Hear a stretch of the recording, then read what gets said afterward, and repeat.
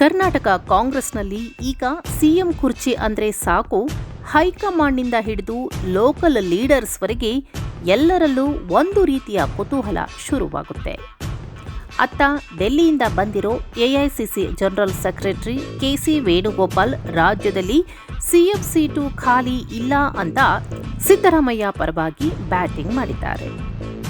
ಆದರೆ ಈ ಮಾತನ್ನ ಕೇಳಿ ಸುಮ್ಮನಾಗೋಕೆ ಡಿಕೆ ಶಿವಕುಮಾರ್ ರೆಡಿ ಇಲ್ಲ. ವೇಣುಗೋಪಾಲ್ ಹೇಳಿರೋದನ್ನ ಗಮನಿಸಿದ್ದೇನೆ, ಆದರೆ ಅಂತಿಮವಾಗಿ ಶಾಸಕರು ಮತ್ತು ಹೈಕಮಾಂಡ್ ತೀರ್ಮಾನಿಸುತ್ತೆ ಅನ್ನೋ ಮೂಲಕ ಡಿಕೆಶಿ ಒಂದು ಸೀಕ್ರೆಟ್ ಬಾಂಬ್ ಸಿಡಿಸಿದ್ದಾರೆ. ಅಸಲಿಗೆ ರಾಜ್ಯದಲ್ಲಿ ಸಂಪುಟ ಪುನಾರಚನೆ ಆಗುತ್ತಾ ಅಥವಾ ಅಧಿಕಾರ ಹಸ್ತಾಂತರದ ಮಾಸ್ಟರ್ ಪ್ಲಾನ್ ರೆಡಿಯಾಗಿದೆಯಾ? ಇದರ ಮಧ್ಯೆ ದಾವಣಗೆರೆ ದಕ್ಷಿಣದ ಟಿಕೆಟ್ ಫೈಟ್ ಎಲ್ಲಿಗೆ ಬಂದು ನಿಂತಿದೆ? ಕಂಪ್ಲೀಟ್ ಅನಾಲಿಸಿಸ್ ಇಲ್ಲಿದೆ ನೋಡಿ. ಕರ್ನಾಟಕ ಕಾಂಗ್ರೆಸ್ನಲ್ಲಿ ಈಗ ಕಣ್ಣಿಗೆ ಕಾಣಿಸದ ಯುದ್ಧ ನಡೀತಿದೆ. ಕೆಸಿ ವೇಣುಗೋಪಾಲ್ ಅವರು ಸಿದ್ದರಾಮಯ್ಯ ಅವರನ್ನ ಸಮರ್ಥಿಸಿಕೊಂಡ ಬೆನ್ನಲ್ಲೇ ಡಿಕೆ ಶಿವಕುಮಾರ್ ಅವರು ಕೊಟ್ಟಿರೋ ಸ್ಟೇಟ್ಮೆಂಟ್ ಸಖತ್ ವೈರಲ್ ಆಗ್ತಿದೆ.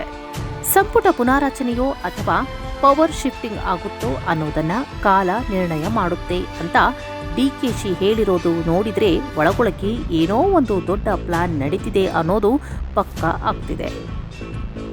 ಮಂತ್ರಿ ಆಗಬೇಕು ಅನ್ನೋ ಶಾಸಕರ ಆಸೆ ಬಗ್ಗೆಯೂ ಮಾತನಾಡಿರೋ ಡಿಕೆಶಿ ಹೈಕಮಾಂಡ್ ಮುಂದೆ ಎಲ್ಲಾ ವಿಷಯಗಳನ್ನ ಇಟ್ಟಿರುವುದಾಗಿ ತಿಳಿಸಿದ್ದಾರೆ. ಇನ್ನು ದಾವಣಗೆರೆ ದಕ್ಷಿಣ ಮತ್ತು ಬಾಗಲಕೋಟೆ ಉಪಚುನಾವಣೆಯ ಟಿಕೆಟ್ ವಿಚಾರ ಈಗ ಕೆಪಿಸಿಸಿಗೆ ದೊಡ್ಡ ತಲೆನೋವಾಗಿದೆ.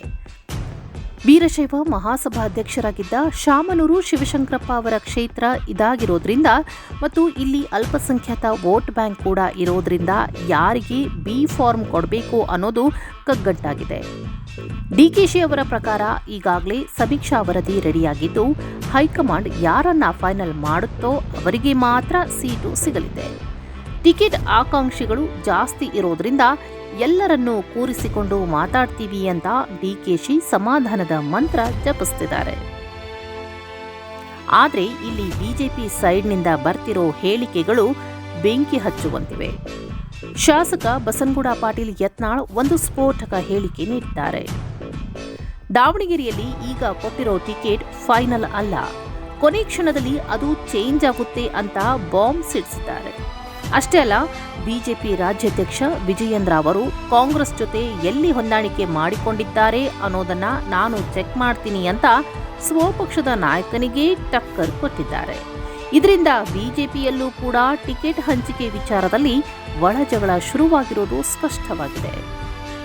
ಒಟ್ಟಿನಲ್ಲಿ ಹೇಳಬೇಕಾದ್ರೆ ಕಾಂಗ್ರೆಸ್ನಲ್ಲಿ ಸಿಎಂ ಕುರ್ಚಿ ಮೇಲಿನ ಕಣ್ಣು ಮತ್ತು ಬಿಜೆಪಿಯಲ್ಲಿ ಟಿಕೆಟ್ ಹಂಚಿಕೆಯ ಗೊಂದಲ ಈ ಎರಡೂ ಸೇರಿ ರಾಜ್ಯ ರಾಜಕಾರಣವನ್ನ ರಂಗೇರಿಸಿವೆ. ಡಿಕೆ ಶಿವಕುಮಾರ್ ಅವರ ಟೈಮ್ ಡಿಸೈಡ್ ಮಾಡುತ್ತೆ ಅನ್ನೋ ಮಾತು ಸಿದ್ದರಾಮಯ್ಯ ಕ್ಯಾಂಪ್ನಲ್ಲಿ ನಡುಕ ಹುಟ್ಟಿಸಿದ್ರೆ, ಯತ್ನಾಳ್ ಅವರ ಅಡ್ಜಸ್ಟ್ಮೆಂಟ್ ಪಾಲಿಟಿಕ್ಸ್ ಆಕ್ರೋಶ ವಿಜಯೇಂದ್ರ ಅವರಿಗೆ ತಲೆನೋವಾಗಿದೆ. ಅಂತಿಮವಾಗಿ ಹೈಕಮಾಂಡ್ ಯಾರಿಗೆ ಗ್ರೀನ್ ಸಿಗ್ನಲ್ ಕೊಡುತ್ತೆ, ಉಪಚುನಾವಣೆಯಲ್ಲಿ ಯಾರಿಗೆ ಜಯ ಸಿಗುತ್ತೆ ಅನ್ನೋದು ಈಗಿರೋ $1 ಬಿಲಿಯನ್ ಪ್ರಶ್ನೆ.